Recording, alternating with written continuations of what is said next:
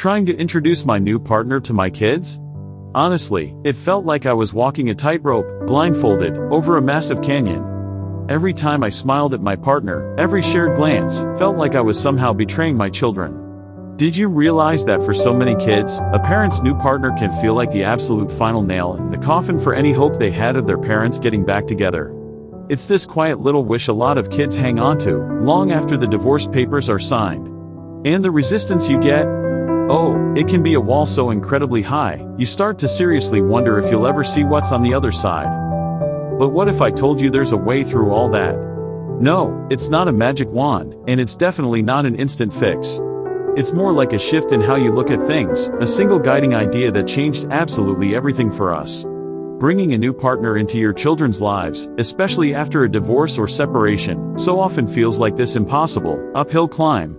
You're trying to navigate your own newfound happiness while at the same time, you're desperately trying to protect your kids' hearts. They might push back, pull away, or even act out, sometimes because they're secretly hoping that if this new person just vanishes, their original family might magically click back together. Believe me, I've been right there. I've dealt with the tears, the slammed doors, and those awful, awkward silences. But I stumbled upon an approach, one really important thing, that slowly, gently opened my children's hearts and let us build a peaceful new beginning. And that's what I want to share with you today. When I first started dating again after my separation, just the thought of introducing my new partner, Mark, to my kids, Lily and Tom, filled me with this crazy mix of hope and sheer dread. I'd read all the articles, heard all the advice, take it slow, be patient.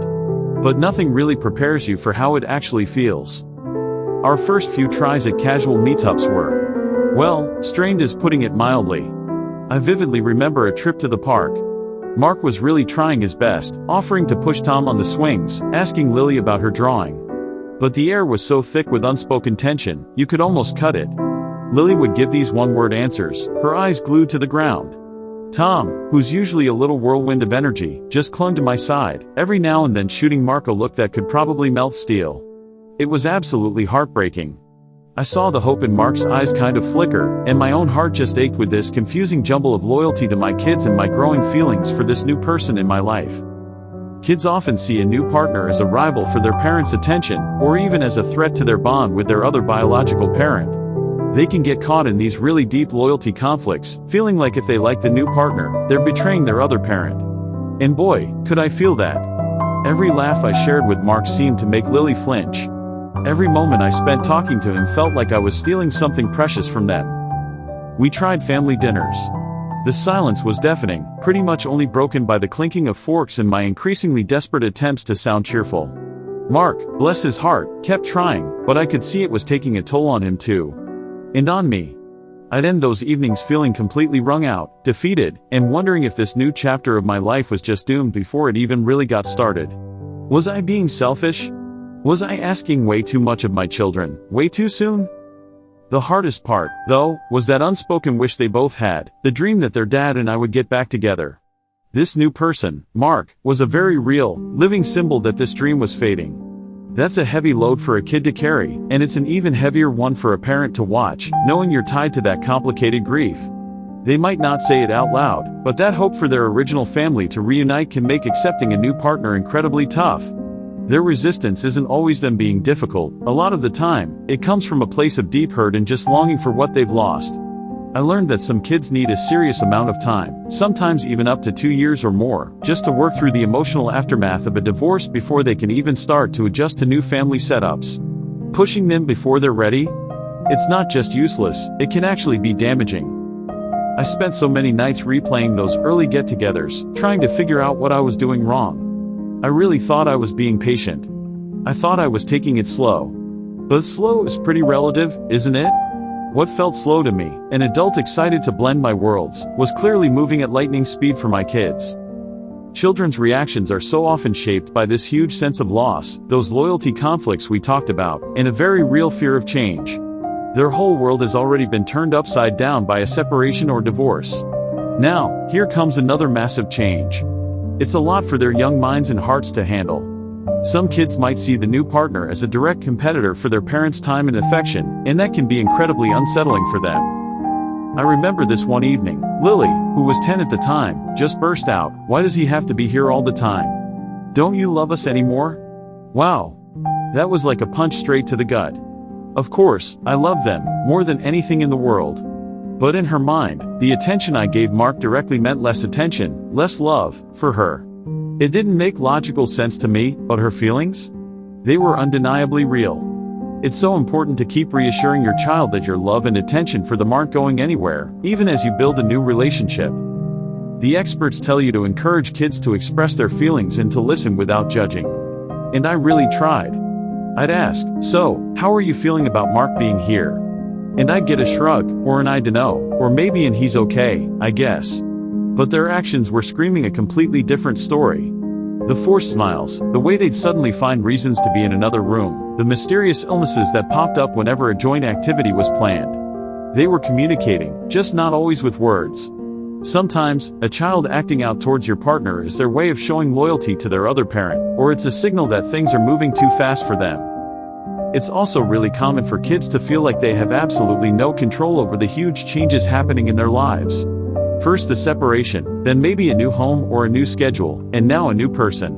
Giving them some feeling of agency, some say in the pace and the way they interact with the new partner, can be incredibly helpful in making them feel less powerless. This was a piece of the puzzle I hadn't quite clicked into place yet. I was trying to manage the situation for them, instead of figuring it out with them, at their speed. It's a small difference in wording, but it's a huge difference in approach. And as I found out, rushing this whole process, expecting them to magically trust or like your partner right away, is just a recipe for anxiety and resentment. Trust, after all, isn't something you can just order up. It takes time to build, especially for a child whose world has already been shaken. After months of what felt like banging my head against a beautifully decorated, but still very solid, wall, I was getting close to giving up. Not on Mark, but on the idea of us ever feeling like a relaxed, happy group. I remember confiding in a friend, who happens to be a child therapist, just pouring out all my frustrations and fears. She listened so patiently, and then she said something that hit me with the force of a gentle thunderclap. She said, "You're trying so hard to get your kids to fit into your new picture. What if you let them hold the paintbrush for a while? What if the one thing you focused on, more than anything else, was letting them dictate the pace and the terms of how they engage, absolutely unconditionally?" It sounded too simple, almost like it wouldn't work. Wouldn't that mean Mark would never be accepted if they just decided against it? Wouldn't it create even more distance? But then she explained it more. It wasn't about letting them make the final call on my relationship, but about giving them complete control over their relationship with Mark.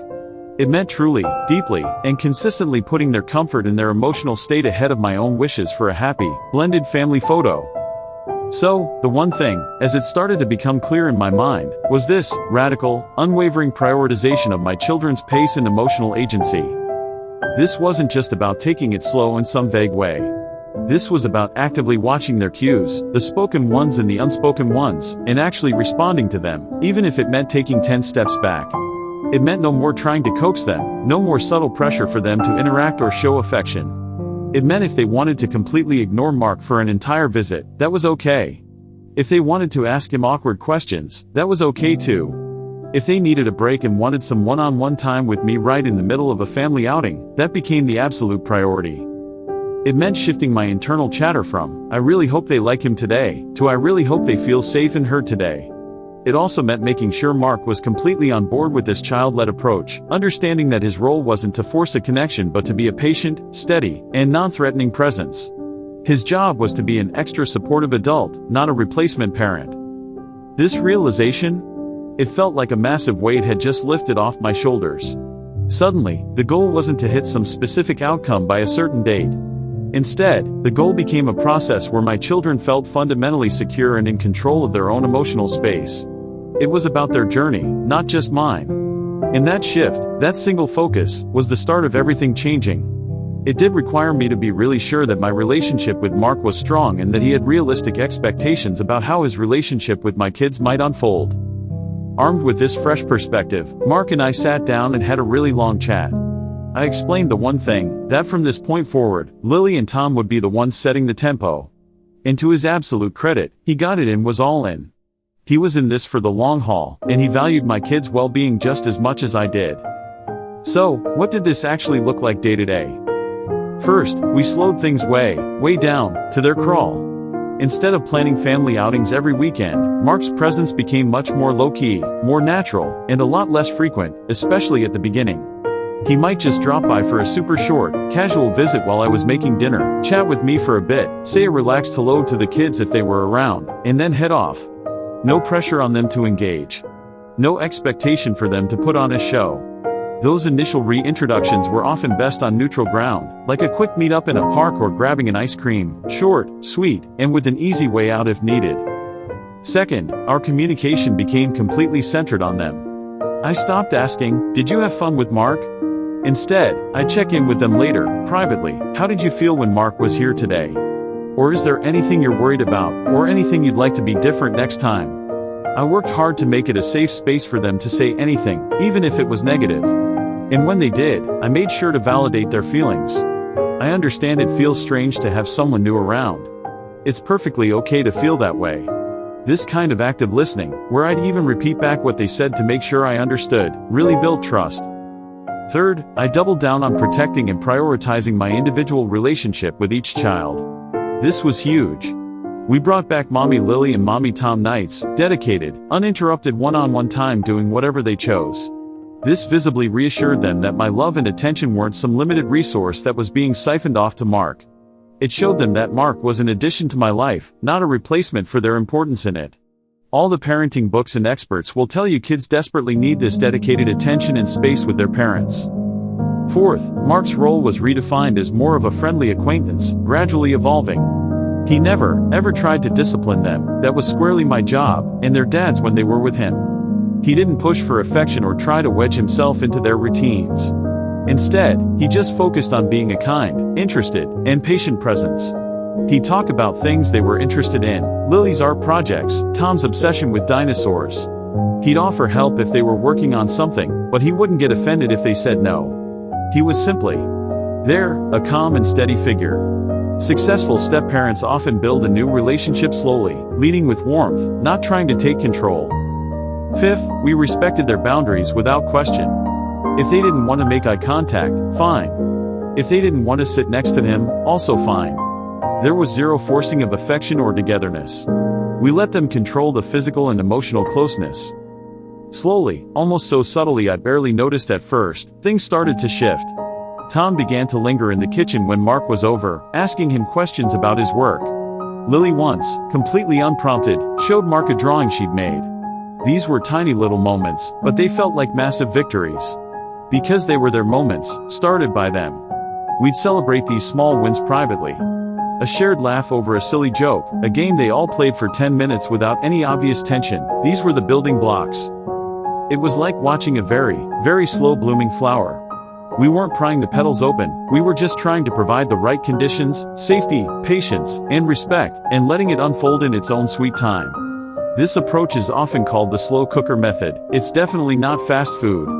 It can take years for blended families to really build strong bonds.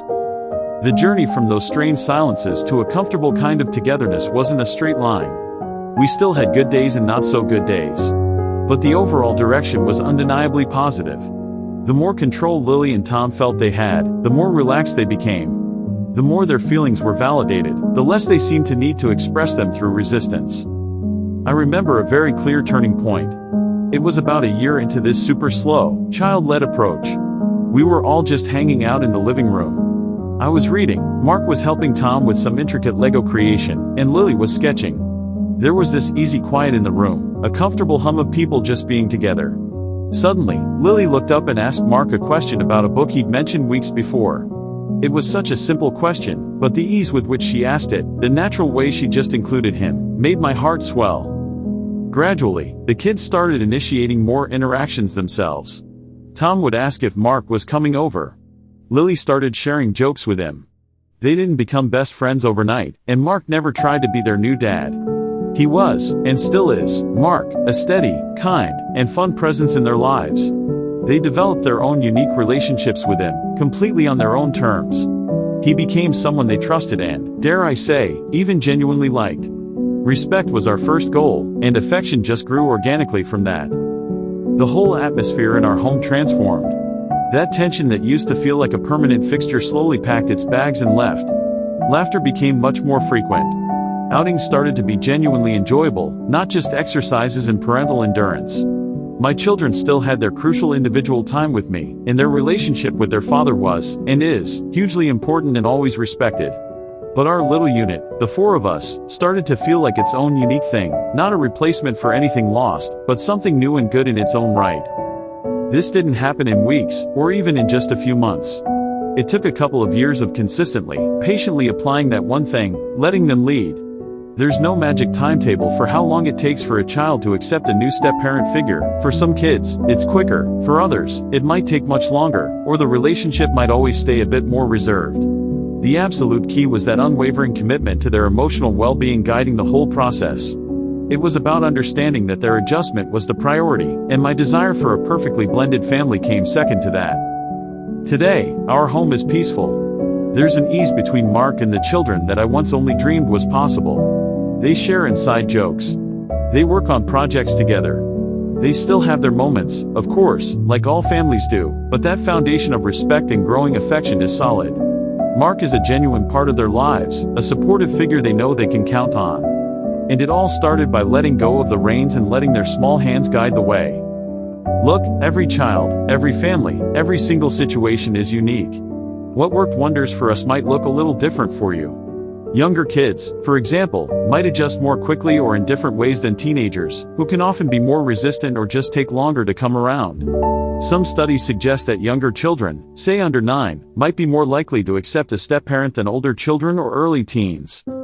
Also, if you have a co-parent, keeping them in the loop about introducing a new partner can be really helpful, mostly for the kids' sake, to stop them from feeling caught in the middle or like they have to deliver surprising news. And please remember, if you're really struggling, if the resistance feels overwhelming even with your best efforts, reaching out for professional support from a family therapist or counselor is a sign of strength, not failure. They can offer strategies tailored to your family and help everyone navigate these really complex emotions.